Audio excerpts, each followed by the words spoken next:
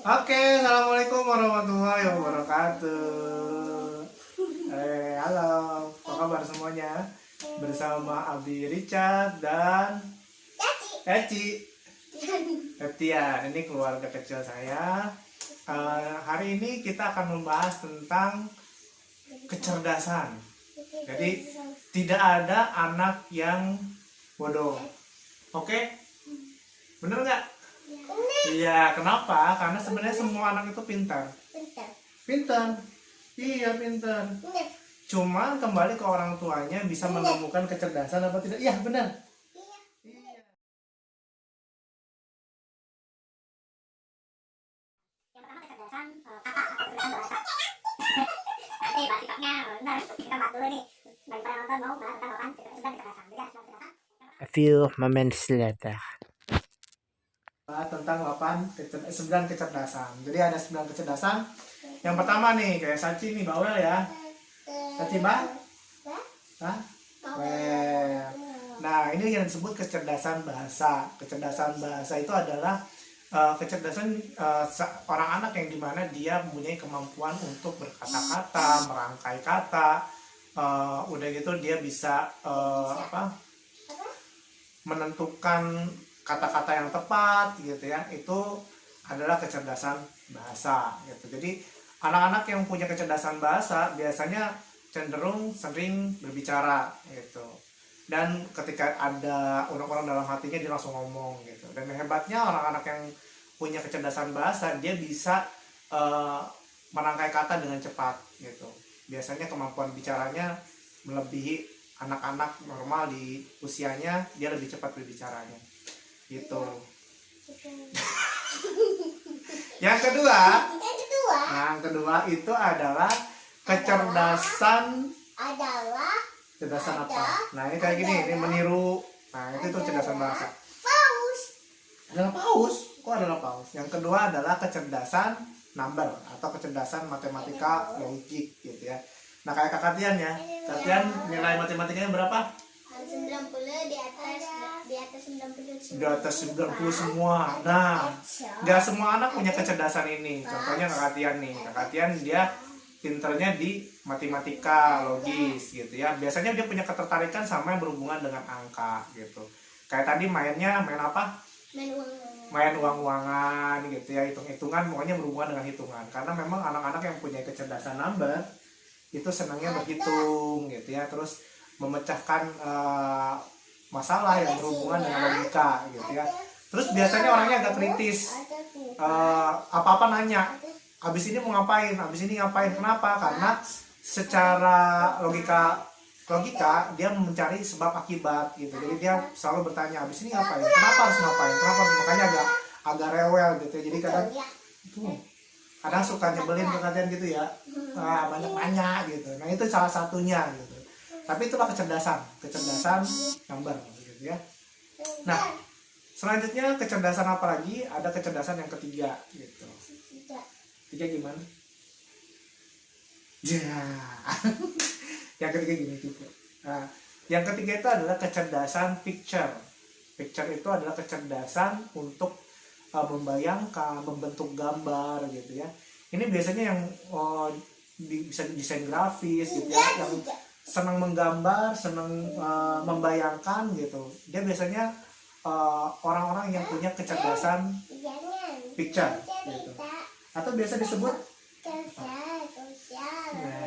ini kan banyak ngomong nih, kelihatan ya kecerdasan bahasanya gitu kan. Nah, tadi kecerdasan kita masih masuk kecerdasan picture. Kecerdasan picture atau kecerdasan gambar itu, atau biasa disebut kecerdasan visual spasial, itu adalah kemampuan anak untuk mengetahui atau membayangkan gitu suatu gambaran gitu ya, suatu gambaran dalam bentuk gambaran mental gitu. Jadi kalau misalkan menariknya, kalau misalkan anak-anak yang punya kecerdasan ini, kalau ditanya nih misalkan, tolong dong ambilin buku gitu, dia apa? Bukunya di sini ya Uma gitu, ada, atau Abi, bukunya kamu taruh di mana? Tadi Tian taruh di laci kedua dari bawah, di bawah, dari dalam lacinya box lagi, di dalam boxnya ada di sebelah kanannya ada ini, jadi dia hafal detailnya. Itu orang-orang yang punya kemampuan visual spasial gitu. Saci itu. Nah gitu, Kemampuan saci. kemampuan saci apa Saci. ya, cerita saci ada apa ceritanya? Saci taruhnya di sini. Ada sapi. Ada sapi, terus Ada tupai, terus tupai. nah ini salah satu menstimulasi kecerdasan bahasa. Minta dia berbahasa, bercerita gitu ya. Oke, kita masuk ke berapa sekarang? Keempat itu adalah kecerdasan musik. Nah jadi anak itu, wah anak saya nggak bisa berbahasa gitu ya, nggak terlalu jago ngomong gitu ya, terus nggak terlalu jago ngitung juga, yang 4 ya. Tapi ternyata dia punya kecerdasan yang lain. Coba deh sodorin alat musik, dia seneng nggak, minimal drum gitu ya. Oh dia seneng tiba-tiba ngotok-ngotok gitu, tapi dia tahu nadanya gitu, dan nadanya tuh berirama gitu. Nah itu salah satu kecerdasan yang disebut kecerdasan musik gitu. Biasanya anak-anak ini tertarik sama alat musik, irama, dan biasanya sensitif. Kalau misalkan ada, aduh ini kan lagi ngomong, boleh ya? Boleh. Jadi kalau misalkan dia lagi lagi mendengarkan irama, dia biasanya ikut gitu ya, badannya ikut gitu, gerak-gerak gitu. Terus dia sensitif terhadap nada-nada tinggi. Jadi kalau misalkan diteriakin sama orang tuanya, dia langsung gitu ya. Jadi benar-benar kelihatan bahwa dia sensitif terhadap musik. Stimulasinya ya kasih alat musik gitu, ajarkan irama-irama. Biasanya kalau misalkan di paduan suara dia bisa tuh ngikutin gitu nadanya sama teman-temannya gitu. Nah itu kita kasih tuh panggung buat dia untuk bernyanyi, untuk dia bermain musik gitu ya. Itu kecerdasan yang keempat. Yang kelima, nah yang kelima ini sekarang lagi banyak ya yang main TikTok gitu ya, gerak-gerak gimana gitu kan. Nah itu salah satu bentuk kecerdasan sebenarnya gitu ya. Nah kecerdasan yang kelima ini adalah, nah apa yo? Bener, kecerdasan yang kelima adalah kecerdasan body atau body smart gitu ya. Kecerdasan bergerak. Nah ini ada orang-orang yang senangnya gerak gitu, tapi geraknya itu ada maksudnya gitu, dan memang geraknya itu indah kalau dilihat gitu. Nah itu adalah kecerdasan gerak gitu. Kita lucu gitu ya, kalau ngelihat di TikTok lucu gitu, betul gitu. Nah itu kalau misalkan kecerdasan kinestetik atau kecerdasan gerak atau body smart tadi, itu orang-orangnya senangnya bergerak gitu. Terus kalau dikasih olahraga atau apa, dia mengikuti dengan baik, antusias gitu. Nah jadi tugas kita ada paparkan aktivitas-aktivitas ke dia. Dia biasanya senangnya bergerak gitu, kasih aktivitas yang bergerak. Itu kecerdasan yang ke-5.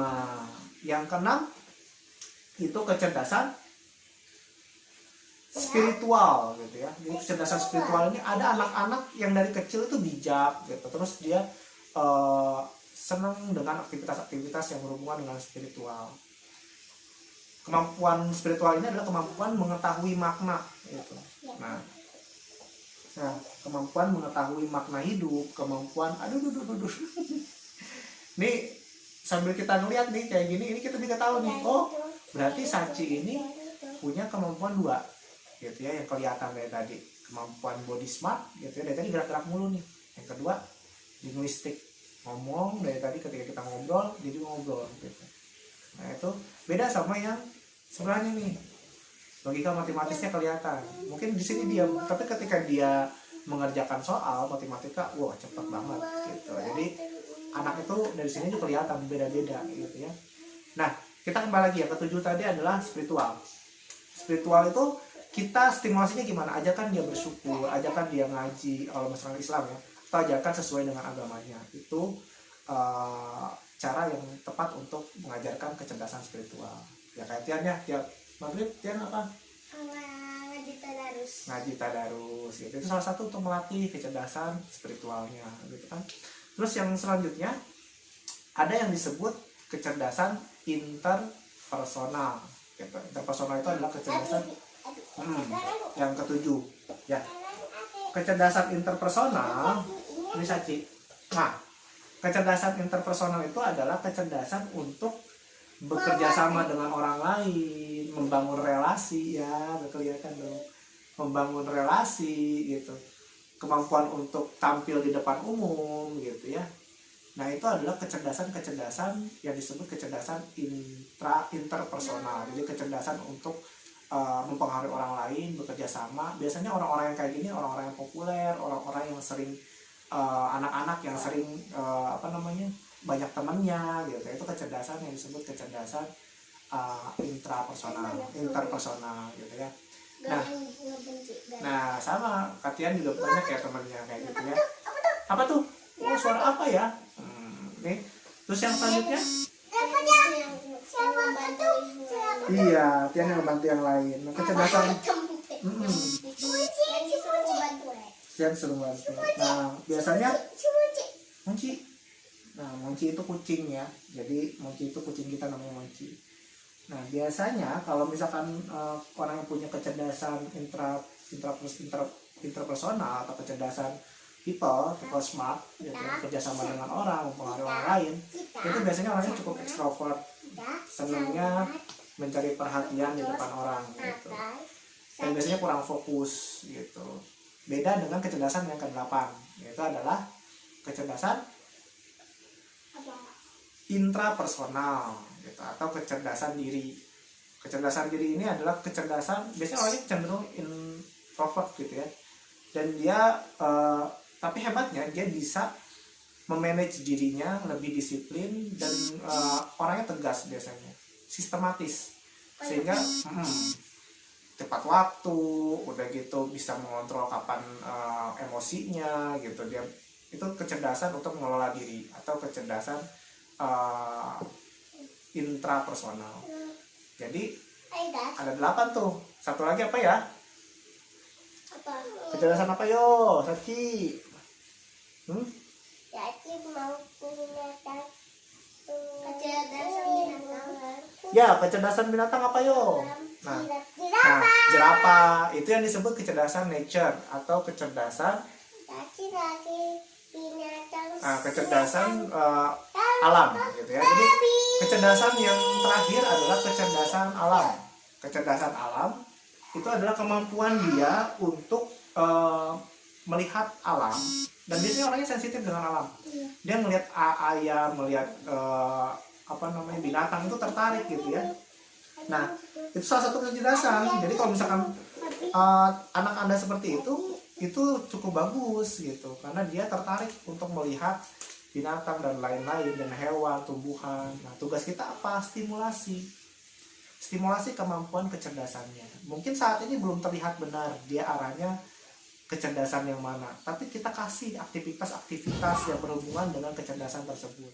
Misal tadi kecerdasan bahasa. Nah, bahasa itu Tian sering main namanya apa? Scrabble ya. Scrabble itu menyusun huruf gitu, menyusun kata gitu, atau tebak kata, atau TTS ya. Iya. TTS itu juga sama, itu untuk melatih kemampuan bahasanya gitu. Terus yang kedua ada juga buat number, kita bisa kasih hitung-hitungan, kali-kalian gitu, tebak-tebakan angka gitu, itu bisa kita latih ke dia gitu ya. Terus kalau yang body kita kasih olahraga gitu. Terus kalau yang nature kita ajak ke kebun, ajak ke lari pagi dan lain-lain. Jadi itu yang harus kita lakukan untuk stimulasinya gitu. Jadi setiap aktivitas anak itu bisa menstimulasi kecerdasannya. Kecerdasan mana yang dominan itu nanti akan terlihat. Biasanya di umur 12 tahun itu benar-benar kelihatan minatnya kemana gitu. Dari umur sampai 12 tahun itu dia masih mencari nih, dikasih aktivitas ini mungkin dia suka, bisa juga enggak gitu. Dikasih aktivitas yang body, olahraga berenang misalkan dia nggak suka, tapi ketika dikasih taekwondo misalkan dia suka gitu. Nah, benar-benar baru menentukan itu biasanya beranjak di umur 12 tahun. Jadi tugas kita sebagai orang tua menstimulasi itu. Pahami yang namanya solusinya gimana, pahami 4E. Yang pertama itu adalah enjoy. Misalkan kita tanya sama anaknya, yang kira-kira senengnya ngapain aktivitasnya? Senangnya main. Main apa kira-kira yang seneng? main duit-duitan sama main menggambar. Main duit-duitan, main menggambar. Nah, itu dua aktivitas nih. Duit-duitan berarti arahnya tadi ke logika matematis gitu ya. Menggambar bisa ke picture, tapi kita juga bisa tahu juga gambar apa dulu. Bisa jadi dia gambarnya binatang atau lain, mungkin ada ketertarikan juga. Robot. Robot gitu ya. Nah, ini robot berarti kan robot apa tuh yang menarik dari robot? Robotnya yang di TV. Nah, robot yang di TV. Nah, kita bisa lihat juga nih apa dia kemampuan membayangkannya bagus gitu ya. Gambar robotnya detail atau tidak gitu. Atau robot yang memang dia sifatnya hanya minat aja menggambar gitu ya. Jadi kita bisa lihat nih arahnya kemana gitu. Nah, yang pertama adalah enjoy, yang kedua adalah easy. Kita lihat ketika dia berhitung misalkan 25 kali 2 kali 2 yaitu 50. Nah, cepet kan. Jadi kalau misalkan kita lihat, wah isi gampang, dia cepat gitu tanpa dia harus ngitung pakai kotak-kotakan gitu. Wah, ini berarti bakat matematika gitu. Kita bisa lihat dari situ isi ketika dia mengerjakan sesuatu dan gampang, itu adalah bakatnya gitu ya. Itu salah satu kemampuan dia, berarti potensi bakatnya adalah itu. Pertama enjoy, kedua isi, yang ketiga adalah excellent. Nah, excellent ini berbinar-binar, dikasih aktivitas itu dia semangat. Kayak Tian misalkan, Tian kita main ini yuk, apa namanya, kali-kalian yuk sama main itu apa namanya, duit-duitan. Nah, kan langsung senyum tuh, seneng gitu. Ini berbinar-binar, seneng, baru juga main udah apa namanya, excited gitu ya. Itu adalah catur juga sama. Itu salah satu bentuk kecerdasan dari logika matematis, karena catur dia berpikir nanti abis ini kalau misalnya kita gerak ke sini apa yang terjadi, itu logika juga bermain. Jadi dari sini kita udah bisa menganalisa nih kecerdasannya arahnya kemana gitu kan. Nah, logika matematis tadi gitu ya. Jadi enjoy, easy, excellent. Nah, yang keempat adalah earn adalah kita kasih nih tantangan ke dia bisa menghasilkan nggak. Nah, apa yang Tian pernah lakukan di kelas? Nulis banyak. Terus apa lagi? Jualan pernah? Jualan. Nah, jualan. Ini salah satu, karena yang saya lihat bakatnya Tian itu ada ekstrovertnya gitu ya. Tadi kemampuan people smartnya gitu. Kemampuan mempengaruhi orang lain gitu. Yang kedua, dia punya kemampuan berhitung yang bagus. Saya kasih tantangan, coba Tian jualan. Jualan apa Tian waktu itu? Mainan. Belinya berapa? Ada yang 2.000, ada yang 5.000, ada yang 2.000, 5.000, 10.000. Terus Tian jual berapa? Yang ada itu harga aslinya kan 1.000, dijualnya 2.000. Harga asli 1.000, jualnya 2.000. Nah, itu udah ada kemampuan itu gitu. Nah, ketika menghasilkan seperti itu, kita latih terus gitu. Walaupun ternyata sama ibu guru ya diambil ya, nggak boleh jualan katanya kalau di sekolah gitu. Tapi nggak apa-apa, yang penting kita udah memberikan stimulasi kepada anak kita. Semoga bermanfaat. Saya Abdi Richard, Eci, Dan Tian. Kakak Tian, dulu ya, dadah. Assalamualaikum.